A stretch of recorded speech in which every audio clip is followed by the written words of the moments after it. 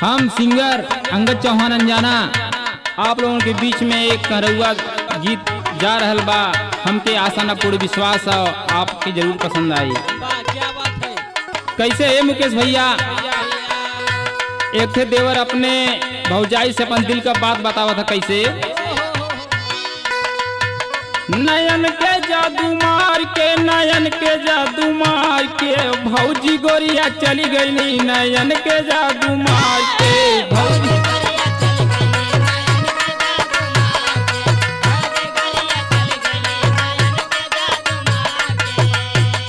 नयन के जादू मार के, नयन के जादू मार के भौजी गोरिया चली गई। नयन के जादू मार के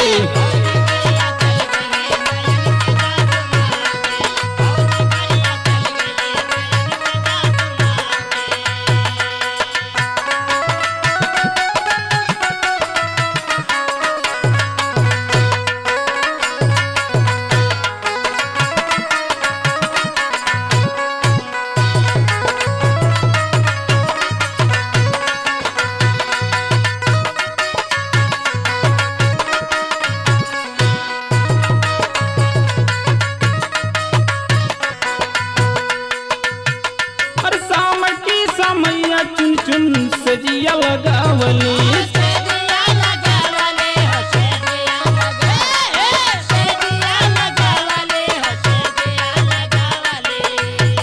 अरे शाम के समैया चुन चुन सजिया लगावली। शाम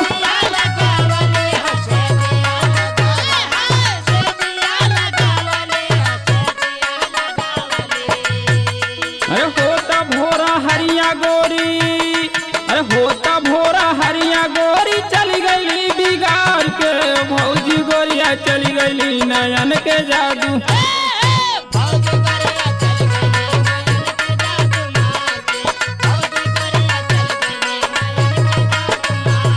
नयन के जादू मार के, नयन के जादू मार के भौजी गोरिया चली गई। नयन के जादू मार के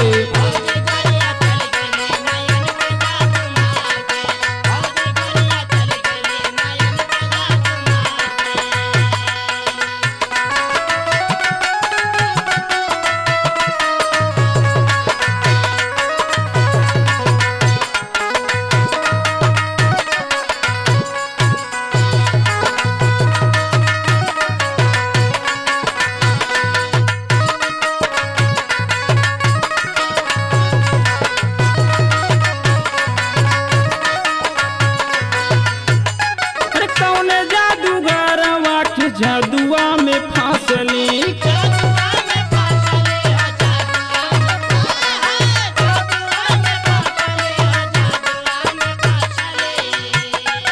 कौन जादूगरवा के जादुआ में फांसली।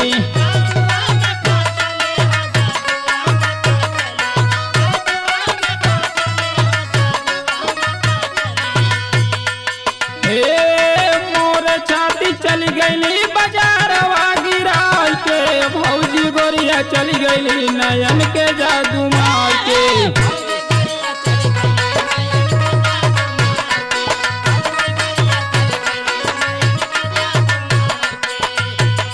नयन के जादू मार के, नयन के जादू मार के भौजी गोरिया चली गई। नयन के जादू मार के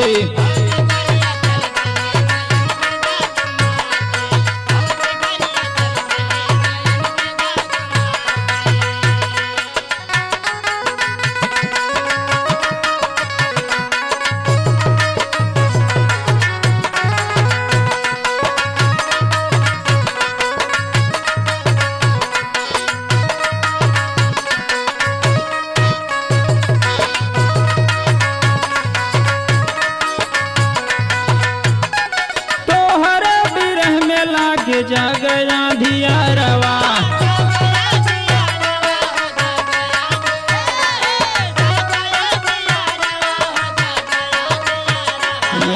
तोहरे बिरह में लागे जा गया धियारवा।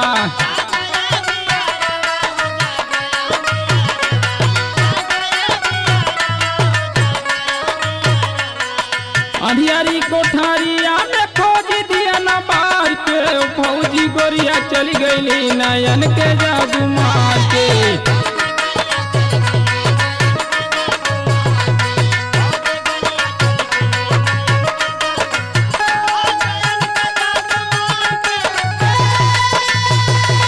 मुकेश भाई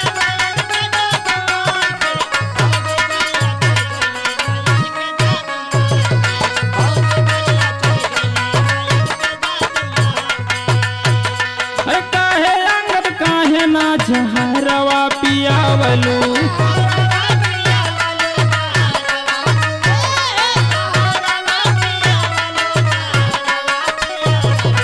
काहे अंगद काहे ना जहरवा पियावलू।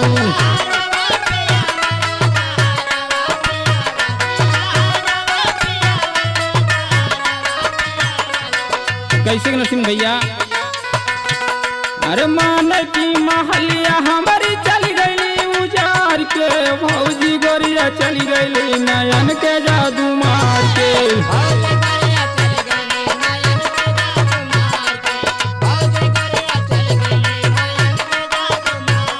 नयन के जादू मार के नयन के जादू मार के भौजी गोरिया चली गई नयन के जादू मार के। भौजी गोरिया चली गई नयन के जादू मार के।